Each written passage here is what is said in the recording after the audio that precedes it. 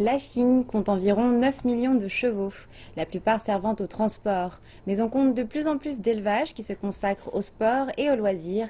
L'industrie se développe rapidement et le nombre de clubs équestres est en pleine croissance à travers le pays. Nous sommes rendus au district de Chaosu, situé dans la préfecture autonome kazakh de Ili. Cette région compte devenir une importante base d'Asie centrale pour l'élevage de chevaux de course d'ici 5 ans. C'est un peu le paradis pour les chevaux. Jiaosu possède les meilleures prairies du Xinjiang. Pendant des siècles, les Kazakhs ont vécu ici avec leurs troupeaux. Jiaosu est célèbre pour ses élevages de chevaux.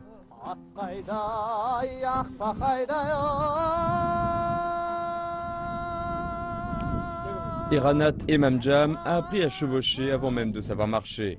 Les Kazakhs aiment à dire que leurs enfants naissent sur le dos des chevaux. Bien que les chevaux n'enrichissent pas la famille, ils sont une partie importante de leur vie.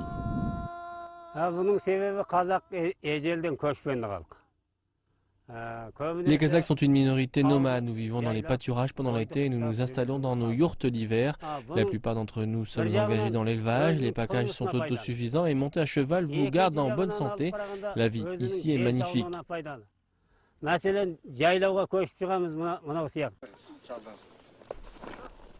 Le père d'Eranat est âgé de 80 ans et son amour des chevaux est toujours aussi fort. Le monde moderne a encore une place pour cette tradition, mais beaucoup de jeunes tels qu'Eranat ont troqué leur vie de nomade pour travailler dans le commerce ou les affaires, notamment dans des activités concernant les chevaux.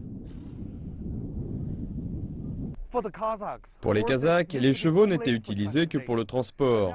À présent, ils servent principalement pour le sport ou les loisirs. Leur tradition a pris un tour moderne depuis que le Xinjiang a développé une forte industrie équestre. Eranat est à présent devenu dresseur de chevaux. Il travaille pour une entreprise locale. La plupart des chevaux sont importés. Ce sont des chevaux de Fergana, surnommés chevaux à la sueur de sang. Certains ont remporté des prix dans des courses internationales.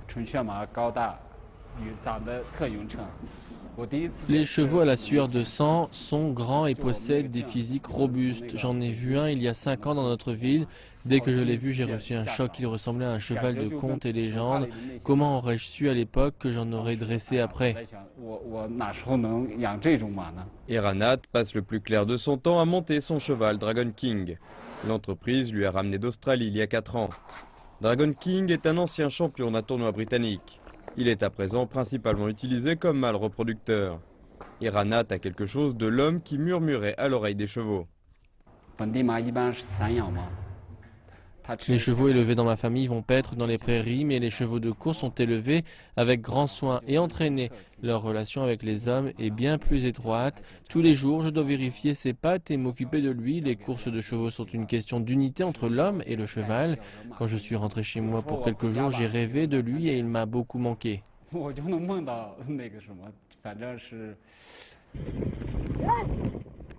Jiaosu a vu la construction du plus grand et moderne champ de course du Xinjiang. Plusieurs courses importantes y ont déjà été organisées. Le but est de développer une forte base pour la course hippique en Asie centrale. Bien qu'il existe un système de loterie sportive, le pari est illégal en partie continentale de Chine. Mais les promoteurs immobiliers font pression en proposant des plans ambitieux, espérant que les choses changeront un jour au Xinjiang. Si cela arrive, Jiaosu sera prêt. Je n'ai pas envie de suivre les traces de mon père et vivre une vie de nomade. Je souhaite accumuler davantage d'expérience afin qu'un jour je puisse aller dans de plus grandes villes pour mieux gagner ma vie. Les Kazakhs ont un vieux dicton qui dit que les chevaux sont les ailes d'un homme. Et les ambitions d'Eranat sont en passe de se réaliser. La mise en place de politiques préférentielles renforce sa confiance. Il assure que les chevaux qu'il dresse lui apporteront renommée et fortune, à la fois pour lui et les vastes prairies d'où il vient.